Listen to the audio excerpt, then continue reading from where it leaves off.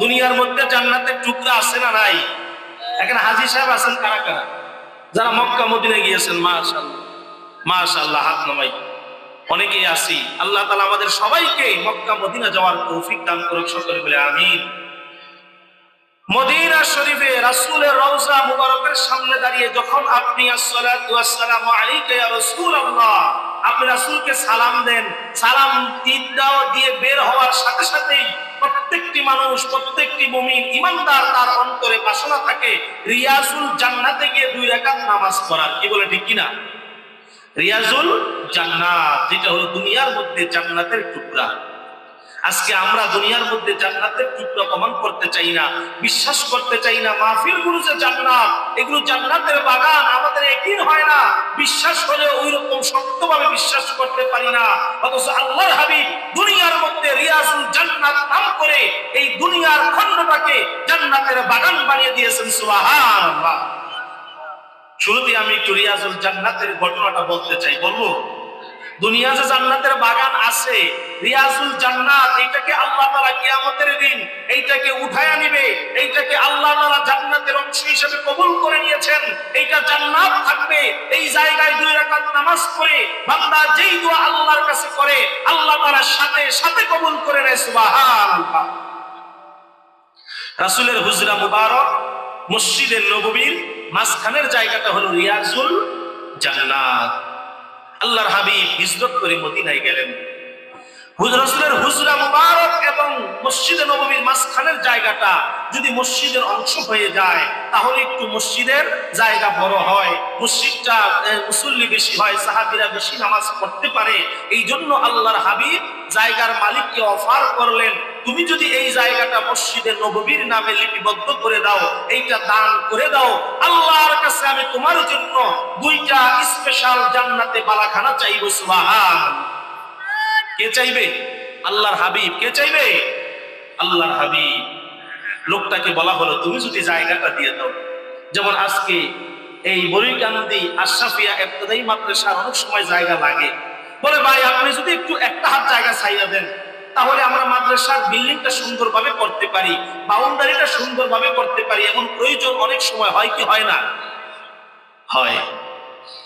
আল্লাহর হাবিব ডাক দিয়ে বলেন, তুমি যদি জায়গাটা মসজিদে নববীর জন্য দান করে দাও, ওয়াকফ করে দাও, আমি রাসূল কথা দিলাম আল্লাহর কাছে সুপারিশ করে তোমার জন্য জান্নাতের 2টা বালাখানা আল্লাহর কাছ থেকে আমি নিয়ে দেব। সুবহানাল্লাহ। লোকটা বলে, আমি জায়গাটা দিতে পারবো না, কারণ এই জায়গাটা আমার অনেক শখের জায়গা, এই জায়গাটা আমার অনেক দামি জায়গা, এই জায়গাটা আমার পছন্দের জায়গা, এই জায়গাটা আমি দিতে পারবো না। তবে হাত দিতে পারি যদি এই জায়গার বিনিময়ে 10 দিরহাম মূল্য প্রদান করে। এমন কিছু লোক আছে না নাই? যখন বলা হয় ভাই মাদ্রাসার তো কালেকশন অনেক হলো, এবার আমি আপনাদের কাছে এসেছি, আল্লাহ তাআলা আমাকে এনেছেন প্রধান বক্তা হিসেবে, আমি একজন খাদেম, কোরআনের কথাগুলো আল্লাহ তাআলা আমার জবান দিয়ে যতটুকু ইলম কালাম আছে আল্লাহ বের করায়। এখন আমি যদি হাত পেতে কিছু চাই, ভাই মাদ্রাসার জন্য, নবীর ঘরের জন্য আপনি কিছু দেন, আল্লাহ তাআলা পরকালে আপনাকে নবীর ঘরের উসিলায়, সদকায়ে জারিয়ার উসিলায় আপনার কবরটাকে জান্নাতের বাগান বানিয়ে দিবে। কি বলেন ঠিক কিনা? তো কিছু লোক আছে দেখবেন যে হুজুর এত সওয়াব দিয়ে কি করব, কত সওয়াব জীবনে কামাইলাম, এত সওয়াবের দরকার নাই, এখন আমাদের টাকা পয়সা দরকার, এত সওয়াব দিয়ে আমাদের কোনো প্রয়োজন নাই, অনেক সওয়াব জীবনে কামাইছি, এখন টাকা পয়সা দরকার। এমন কিছু লোক আছে না নাই? আছে।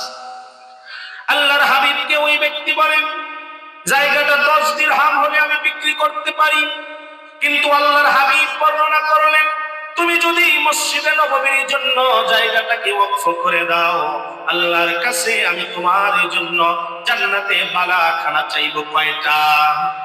কয়টা? 2টা। আজকে আমাদের দেশের মধ্যে যদি কোন পীর সাহেব, কোন বক্তা সাহেব যদি বলে মাদ্রাসার জন্য 1% জায়গা দিলে দুনিয়ার মধ্যে জান্নাতের সার্টিফিকেট দেওয়া হবে, তাহলে আপনি আমি দেওয়ার জন্য পাগল হয়ে যাব। ঠিক কিনা? এমন কিছু লোক আছে আমাদের দেশের মধ্যে, এমনও পীর আছে যারা জান্নাতের সার্টিফিকেট বিক্রি করে। বলেন নাউজুবিল্লাহ। আর তুমি নিজে জান্নাতে যাইবে কিনা এটারই তো গ্যারান্টি নাই। মুরিদের কাছে জান্নাতের সার্টিফিকেট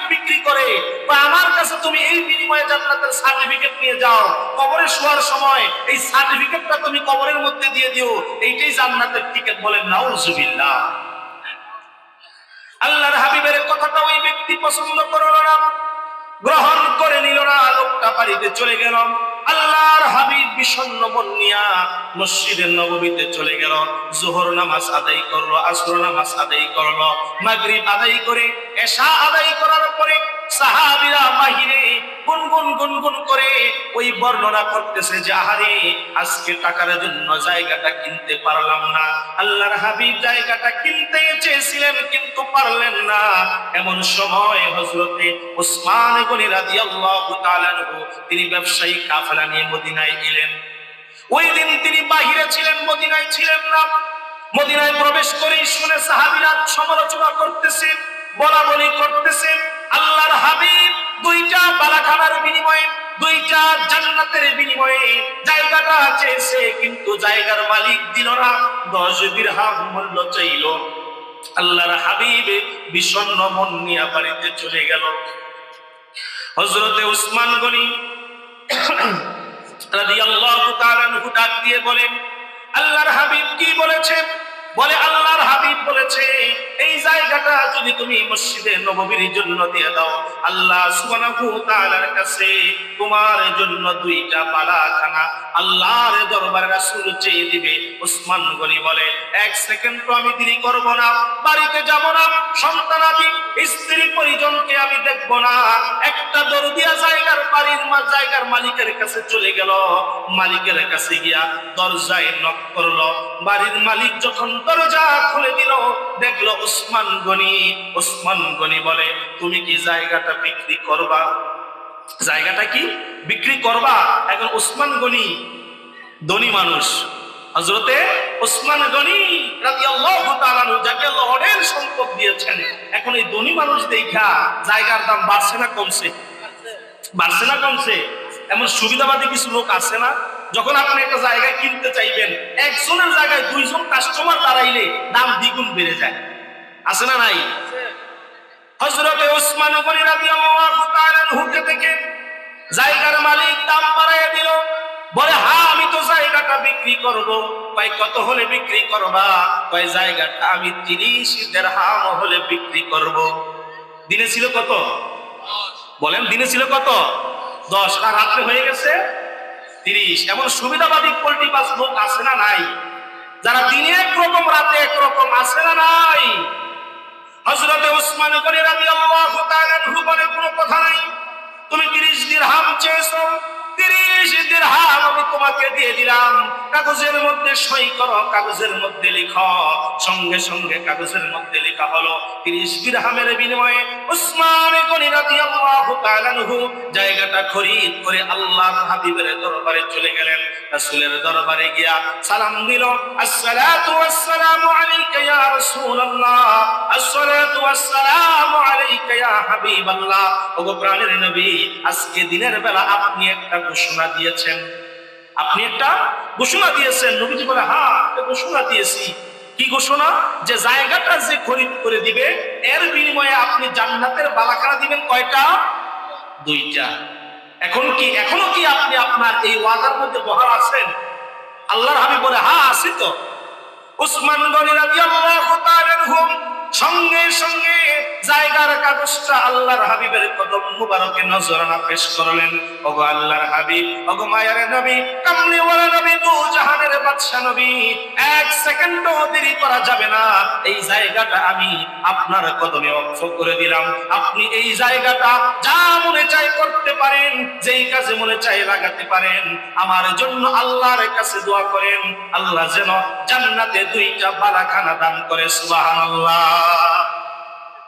আমার রাসূল বালাখানা দেওয়ার ক্ষমতা রাখে কি রাখে না? বলেন না রাখে কি রাখে না? হযরত উসমান গনি রাদিয়াল্লাহু তাআলা আনহু 2টা বালাখানা চাওয়ার জন্য জায়গাটা খরিদ করে আল্লাহর হাবিবের কাছে দিয়ে দিলেন। আল্লাহর হাবিব হাত তুলে আল্লাহর কাছে দোয়া করে, আমার আল্লাহ এই ঘটনা দেখে কি দেখে না? হাসরে হাবিবের কি শান পাবে মুমিন তার প্রমাণ, গাইবেন আল্লাহ যার গুণগান, সদা তাহারি গোলাম হয়ে থেকো। আরশের চেয়ে প্রিয় দেখবে যদি, দরবারে মদিনা দেখো। আল্লাহরি দরবার দেখবে যদি, দরবারে মদিনা দেখো। ঠিক কিনা? আল্লাহ সুবহানাহু ওয়া তাআলা সব কিছু দেখেন। আল্লাহ তাআলার সাথে সাথে জিবরাইল আমিনকে পাঠিয়ে দিল। জিবরাইল যাও যাও, জলদি করে যাও, আমার হাবিবকে গিয়া ঘোষণা দাও, ওগো আল্লাহর হাবিব, আপনি তো আল্লাহর কাছে দোয়া করেছেন জান্নাতের মধ্যে 2টা বালাখানা দেওয়ার জন্য, কিন্তু আমার আল্লাহ ওসমান গনিকে জান্নাতের মধ্যে 2টা বালাখানা তো দিবেই, কিন্তু আজকে ভালোবাসা দেখিয়ে, প্রেমের নিদর্শন দেখিয়ে, আপনার মহাব্বতে, আপনার প্রেমে পড়ে ওসমান গনি যেই কাজটা করেছে, এই কাজটা আল্লাহর কাছে এত পছন্দ হয়েছে, এত ভালো লেগেছে, আমার আল্লাহ এই জায়গাটাকে রিয়াজুল জান্নাত বানিয়ে দিয়েছে। সুবহানাল্লাহ। এই জায়গাটাই হয়ে গেছে কি রিয়াজুল জান্নাত। কিন্তু এর আগে কি রিয়াজুল জান্নাত ছিল? বলেন ছিল? ছিল না। আজকে এই জায়গায় আশরাফিয়া মাদ্রাসা হয়েছে, এই জায়গাটা হয়ে গেছে নবীজির ঘর, কিন্তু মাদ্রাসা দেওয়ার আগে এটা নবীজির ঘর ছিল না। ঠিক তেমনি ভাবে আজকে আমরা মাহফিলের মধ্যে বসেছি, এই বেহেশতের বাগানের মধ্যে বসেছি। এই মাঠ এখন আর সাধারণ কোনো মাঠ না, এই মাঠ কোনো জনসভার মাঠ না, এই মাঠ কোনো দুনিয়াবি ফায়দা হাসিলের মাঠ না, এই মাঠ দুনিয়ার কোনো কল্যাণের মাঠ নয়। এই মাঠ বর্তমান সময়ে হয়ে গেছে সরাসরি জান্নাতের বাগান। সুবহানাল্লাহ।